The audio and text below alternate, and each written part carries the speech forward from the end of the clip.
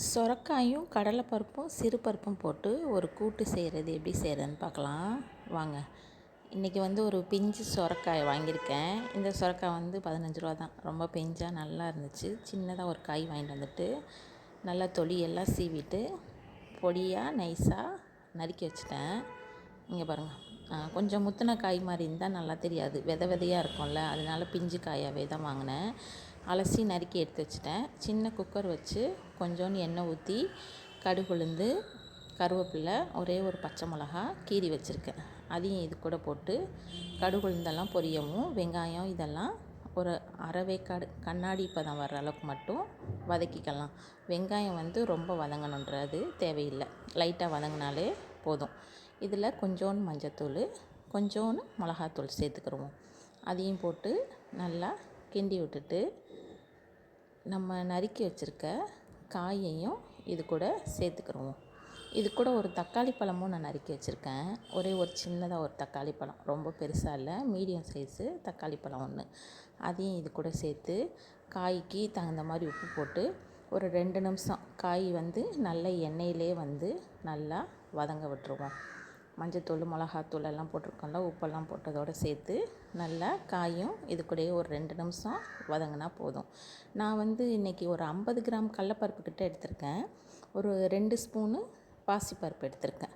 இது எல்லாத்தையும் களைஞ்சி தண்ணி ஊற்றி களைஞ்சி அலசி எடுத்து வச்சுருக்கேன். இந்த 2 பருப்பையும். கடலப்பருப்பு இதுக்கு ஜாஸ்தி போட்டிருக்கேன். இதுக்கு முன்னாடி ஒரு சௌச்சௌ கூட்டு போட்டேன். அதில் சிறுபருப்பு ஜாஸ்தி போட்டுட்டு கடலப்பருப்பு கொஞ்சம் தான் போட்டேன். இதுக்கு கடலப்பருப்பு 50 கிராம் போட்டுட்டு சிறுபருப்பு ஒரு 2 ஸ்பூன் தான் போட்டிருக்கேன். இதெல்லாம் சேர்த்து நல்லா அலசி வச்சுருக்க பருப்பையும் இது கூட போட்டு காய் முங்குற அளவுக்கு தண்ணி ஊற்றி வச்சுருவோம். நான் குக்கரில் தாங்க வச்சுருக்கேன். ஒரு 4 விசிலுக்கு விட்டுருக்கேன். எங்கள் குக்கர் கொஞ்சம் சீக்கிரம் விசில் வந்துடும். அதனால நான் ஒரு 4 விசிலுக்கு விட்டுருக்கேன். ஒரு 4 விசில் விட்டு ப்ரெஷர் எடுத்து பாருங்கள். காய் காயும் பருப்பும் நல்லா வெந்திருக்கும். ஆனால் இந்த கடலப்பருப்பு முழுசாக வெந்திருக்காது. அது அங்கங்கே கொஞ்சம் கொஞ்சம் முழுசாகவேவும் இருக்கும், ரொம்ப கரைஞ்சிருக்காது. பாசிப்பருப்பு நல்லாவே கரைஞ்சிரும். ரொம்ப டேஸ்ட்டாக இருக்கும், நல்லாயிருக்கும். செஞ்சு பாருங்கள் ஒரு தடவை. நல்லா சுட சுட சோறில் போட்டு கொஞ்சோண்டு நெய் விட்டு ஒரு அப்பளம் வச்சு சாப்பிட்டாலே போதும், செம்மையாக இருக்கும். இங்கே பாருங்கள், இப்போ நல்லா வெந்துருச்சா?